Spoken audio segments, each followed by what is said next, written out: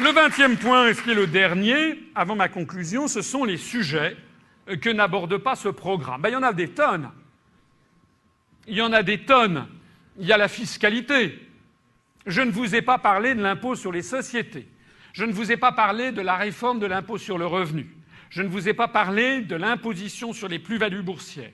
Je ne vous ai pas parlé de l'imposition des mouvements financiers, de la taxe Tobin. Je ne vous ai pas parlé du bouclier fiscal, de ce que je pense de l'exonération de charges sociales pour les entreprises, pour ou contre, etc.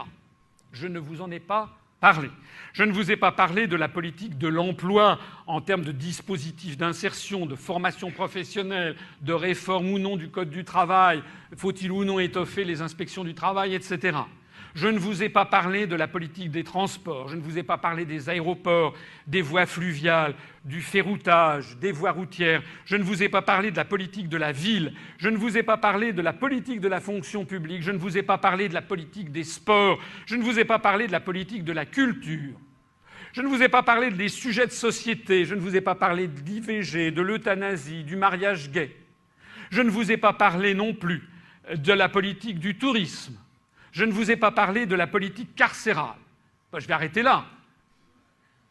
Et pourquoi je ne vous ai pas parlé de tout ça ? Tout simplement parce que ce sont des compétences gouvernementales. Et les choix résulteront des élections législatives. Je rappelle, et je ne cesse de le rappeler, ce que je vous ai dit en préambule de ce projet présidentiel, c'est qu'il faut faire un projet pour l'élection à la présidence de la République. Je suis fasciné de voir certains candidats qui fustigent le pouvoir immense, paraît-il, de Nicolas Sarkozy, qui était, à mon avis, c'était du pipeau total. Vous savez que Sarkozy n'est qu'un... Bon, enfin, je vois des gens qui expliquent « oui, c'est une monarchie, etc. » Je pense que jamais le président de la République française a eu aussi peu de pouvoir, puisque ça n'est qu'une apparence. Mais ce sont les mêmes qui disent ça et qui, après, vous sortent des programmes avec 99 propositions, 101 propositions pour régler tout dans le menu détail. Eh bien non. Le président de la République est l'homme en charge de l'essentiel. Normalement, ça doit être un arbitre. Moi, je suis personnellement tout à fait partisan de la Ve République parce que je trouve que, justement, les concepteurs de cette Constitution ont eu l'intelligence de comprendre qu'il fallait deux têtes à l'exécutif en France. Le premier, qui est celui qui fera effectivement les choses de façon stratégique, qui est l'incarnation de l'État, et qui est un peu le roi. Mais vous savez ce que les Français font à leur roi. Donc il est celui qui doit incarner provisoirement l'unité de la nation, mais dont on doit se débarrasser aussi. Parce que les rois souvent terminent mal. Notre dernier roi, Charles de Gaulle, a été chassé. C'est un peu un des destins tragiques de notre histoire. Et puis il y a les fonctions gouvernementales, les fonctions législatives qui, elles, doivent s'épanouir. Et sur tous les sujets que je viens de traiter, eh bien, ma foi, puisque je me situe à côté du clivage droite-gauche, je ne vais pas prendre des positions qui seraient considérablement marquées à droite ou considérablement marquées à gauche. Il me semble que les propositions que je vous ai faites tout au long de ce programme sont des propositions qui peuvent peut-être, par certains côtés, apparaître très à gauche à certaines personnes, mais qui sont tout à fait dans la ligne du Conseil national de la Résistance, qui regroupait toutes les communautés politiques du pays. C'est simplement parce que nous avons eu une vision complètement déformée de la situation qu'on peut estimer qu'il s'agit d'un projet qui serait marqué à gauche. Non, c'est un projet qui vise à rendre aux Français la maîtrise de leur nation et la maîtrise de leur démocratie. Et ensuite, eh bien, on la leur rendra. Et croyez-moi, je la leur rendrai. Ça sera ma conclusion. Ma conclusion, c'est que je voudrais vous proposer une présidence citoyenne. Une présidence citoyenne, c'est quoi ? Eh bien, c'est que si je suis élu, je prendrai immédiatement les mesures suivantes. D'abord, une présidence économe de l'argent des contribuables. Vous savez, les gens qui me connaissent à l'UPR trouvent que parfois je suis un peu radin. Eh bien, je serai un peu radin également si je suis élu président de la République française. Selon le député René Dauzière, spécialiste de la question, le coût complet de l'Élysée s'élève à 259 millions d'euros en 2011, supérieur de plus de 50% aux informations jusque-là disponibles. Eh bien, moi, je m'engage à diminuer ces coûts de 100 millions d'euros, soit moins 40%.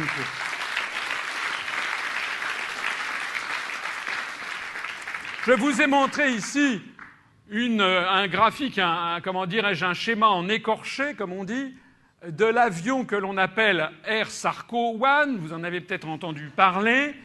Et quand j'ai vu ça, je me suis dit, bon, qu'il y a un avion destiné spécifiquement au chef de l'État français quand il fait des visites d'État, peut-être, ça peut se comprendre, pour des raisons de prestige, de rayonnement du pays, ça peut peut-être se comprendre. En revanche, que l'on ait fait un avion comme celui-ci, où vous voyez que toute la tête de l'appareil, c'est une chambre présidentielle, avec un lit double, un dressing, un cabinet de toilette avec douche, puis ensuite un bureau-salon avec un grand bureau, des fauteuils et un espace secrétariat, puis ensuite une salle de réunion avec une table de conférence de 12 personnes, puis ensuite un centre médical avec une mini-salle d'opération, et qu'enfin vous ayez relégué la queue de l'appareil, comme dans une bétaillère, vous avez les ministres et les conseillers techniques. Moi, j'ai fait des voyages comme ça avec M. Mitterrand et avec M. Chirac. J'ai accompagné les deux présidents de la République dans des visites d'État en Corée, au Kazakhstan, en Chine, au Japon, en Thaïlande, en Malaisie, au Brésil, en Bolivie, etc., etc. J'en ai fait beaucoup avec ces deux présidents, dans des fonctions. Une fois, quand j'étais auprès du ministre du Commerce extérieur, sous le gouvernement de M. Balladur, donc avec M. Mitterrand, et la deuxième fois, c'est quand j'étais auprès du ministre des Affaires étrangères, avec M. Chirac, notamment dans sa grande tournée sud-américaine. Mais je peux vous assurer qu'il n'y avait pas ça. Il n'y avait pas ça ni avec l'un ni avec l'autre. Voilà. Ben donc moi je trouve que ça, c'est nul. Voilà. Moi je trouve ça nul.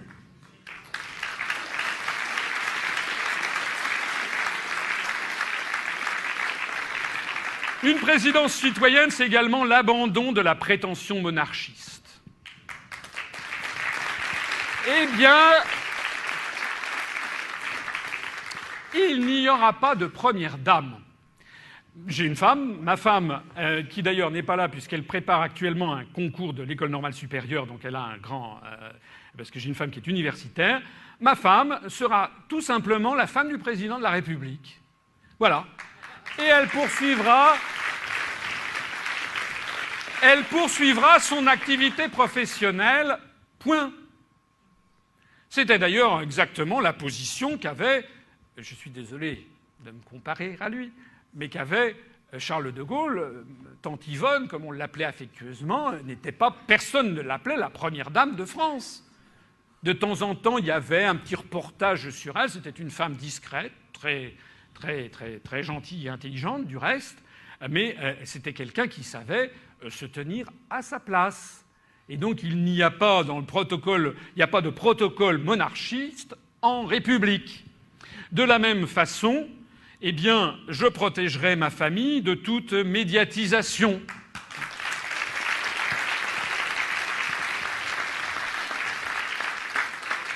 J'ai une fille et j'ai un fils. Eh bien, il n'est pas question qu'il fasse la une des journaux. De la même façon, je prends l'engagement de ne me livrer à aucun népotisme.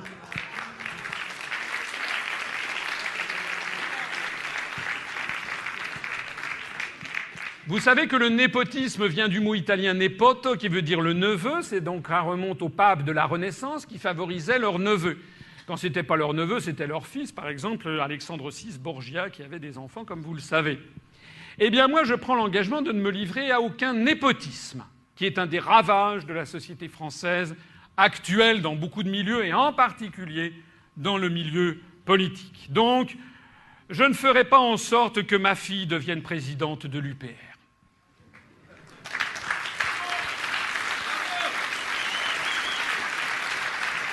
Et d'ailleurs, remarquez bien que je n'ai pas non plus hérité de l'UPR. Je l'ai créé par moi-même, avec le soutien de tous ceux qui m'ont fait confiance depuis le début et dont le nombre s'accroît tous les jours. De la même façon, je ne ferai pas de mon fils un conseiller général des Hauts-de-Seine.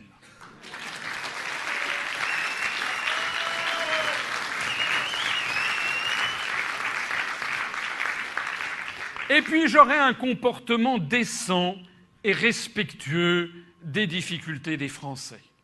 Parce qu'il y a quand même un minimum, quand on est dans une situation, dans une société en crise, qui est un minimum de responsabilité et de décence. Je prendrai donc toujours mes vacances sur le territoire de la République française et je demanderai à tous les membres du gouvernement d'en faire autant.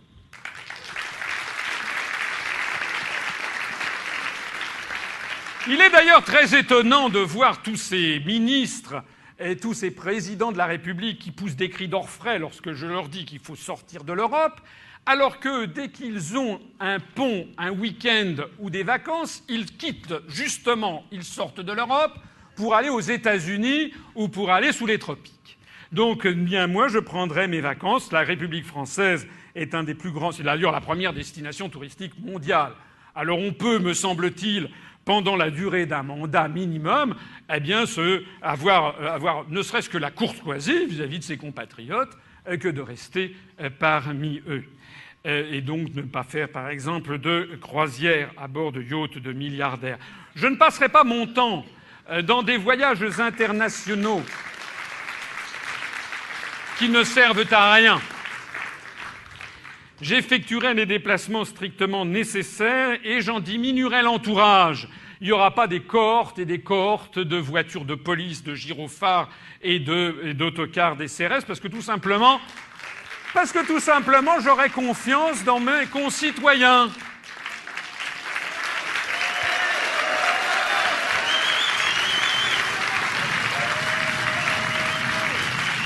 Et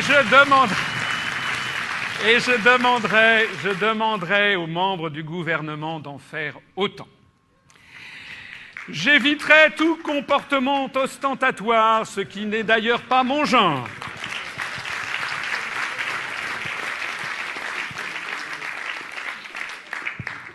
Je n'organiserai pas de parties fines dans des hôtels.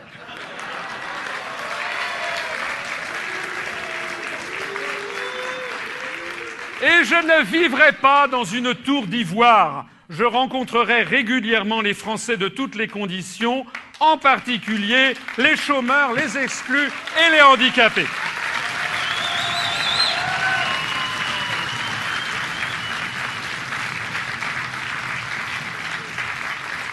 Alors maintenant que j'arrive à la fin de ce long exposé, eh bien on va revenir au début. On va revenir au début. Je vous avais cité un proverbe africain. Là, je vous cite un proverbe chinois. Guo man chu chong chen. Dans un pays en proie au chaos, apparaissent des responsables loyaux. Je trouve que c'est un très beau proverbe. Parce que ça veut dire que lorsque tout est pourri, lorsque tout s'effondre, lorsque tout vous paraît vérolé, eh bien, ça n'est pas vrai. Et ce beau proverbe chinois, on l'a trouvé tout au long de notre histoire nationale. Il y a toujours, au moment fatidique, il y a toujours des Français qui disent non, on ne va pas laisser tomber la France. Rappelez-vous cette affiche extraordinaire que je vous ai montrée tout à l'heure des FFI de 1944 qui disait c'était un raisonnement instinctif, presque inconséquent. Tout était perdu. Tout le monde ricanait à l'idée de poursuivre la guerre. On avait été écrasés. D'ailleurs, les gens savaient que les États-Unis étaient plutôt du côté de l'Allemagne. Donc tout le monde avait été écrasé. Il n'y avait plus qu'une seule chose à faire, c'était à faire comme tout le monde. Ce qu'il faut donc bien comprendre, c'est que ceux qui sont entrés dans la résistance en 40-41 eh bien, étaient encore plus courageux ou audacieux que ceux d'entre vous qui nous ont rejoints et de ceux qui vont nous rejoindre. Puisque finalement, nous sommes quand même dans un pays où il y a encore un certain nombre de principes de droit et de démocratie, et puis parce que nous sommes, à l'évidence, dans une situation de nécrose avancée de cette construction. En tout cas, si je cite ce proverbe, c'est aussi un petit peu pour parler de moi, et vous voudrez bien me le pardonner, mais puisque je me présente à vos suffrages, encore faut-il que j'en sois digne, et quelle meilleure preuve pourrais-je vous donner de dire que j'en suis digne que de vous citer ce proverbe. Je n'ai rien eu à gagner dans toute cette affaire. Vous le savez, tous les gens qui me connaissent m'ont dissuadé, ont considéré que j'étais fou, que j'avais brisé ma carrière, que je n'arriverais à rien Et d'ailleurs, j'ai été pestiféré au ministère des Finances pendant plusieurs années. Et puis les choses changent. Et il y a quelques semaines, à l'Inspection générale des finances, mon chef de service m'a demandé de faire une intervention, un peu comme celle que je viens de faire, en plus court, mais quand même pendant 1h 3/4 devant mes collègues, inspecteurs généraux des finances, parmi lesquels des anciens directeurs des finances, 2 anciens ministres, etc., pour leur expliquer pourquoi l'euro allait exploser. Le simple fait que l'on m'ait donné la parole dans ces lieux augustes de Bercy, qui n'avaient jamais entendu depuis leur inauguration en 1988 semblable discours, montre que l'esprit évolue, et ils évoluent évidemment avec les événements. Donc la question que vous devriez vous poser, je vous la disais en préambule, je la renouvelle maintenant, pourquoi fait-il cela ? Pourquoi est-ce que je fais cela ? C'est vous qui avez la réponse. C'est vous qui devez vous faire un jugement sur la personnalité que je suis et pourquoi est-ce que je fais cela. Est-ce que vous pensez vraiment que je fais cela pour de l'argent, pour de la notoriété ? Est-ce que vous pensez vraiment cela ? Peut-être. Est-ce que vous pensez, comme certains le croient, que je suis le sous-marin de tel ou tel ? Il y a des gens qui me soupçonnent des plus noirs desseins. Heureusement, ce qui me fait rire, c'est de voir qu'on me soupçonne tour à tour d'être le sous-marin d'un parti contre un autre, puis de l'autre contre le premier, etc., etc. Si j'étais un sous-marin qui était piloté par un des partis au pouvoir, il me semble que j'aurais un accès aux médias beaucoup plus facilité.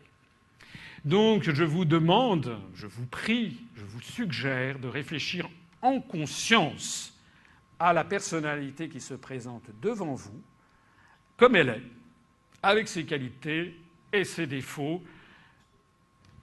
J'ai quelques kilos de trop.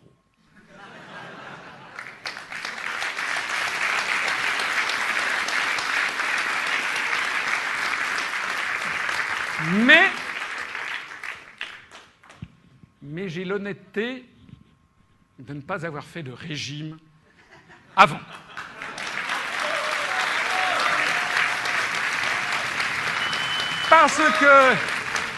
Parce que je suis un homme droit, honnête et sincère, et je crois qu'il n'y a rien dans ce bas monde de plus révolutionnaire que la vérité. Voilà ce que je voulais vous dire. Et donc, je conclurai mon propos en vous montrant, comme je le fais à toutes mes conférences, une médaille dont j'aimerais peut-être un jour qu'elle soit celle qui me soit attribuée, enfin avec mon portrait. Je dis ça pour si un jour on m'assassine comme des gens m'en ont fait l'augure. Eh bien, c'est une médaille qui date du milieu du XIXe siècle et qui représente un député qui s'appelait Eusèbe de Salverte. Alors, il n'est pas resté très très célèbre, mais il était assez célèbre de son temps, puisque c'était un député qui avait été dans plusieurs partis, puis qui avait fini plutôt assez à gauche de l'hémicycle, en ayant commencé à droite, etc. Enfin bref. Mais surtout, cette médaille, elle est belle parce qu'il y a 2 choses qui me plaisent infiniment. C'était un poète et c'était un versificateur. Eh bien, sur l'avers, vous voyez son portrait, il y a marqué tout autour Salverte, digne représentant d'un peuple libre. Et je trouve que ça, c'est magnifique. Digne représentant d'un peuple libre. Et si je me présente devant vous et devant vos suffrages, c'est parce que j'aimerais que l'on dise de moi, dans 50 ans, que je fus le digne représentant d'un peuple libre.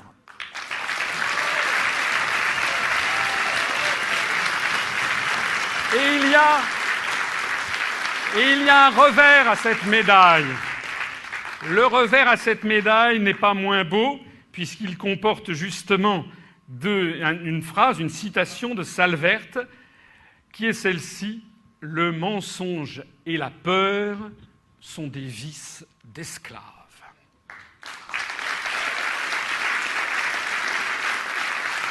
Je vous remercie de votre attention.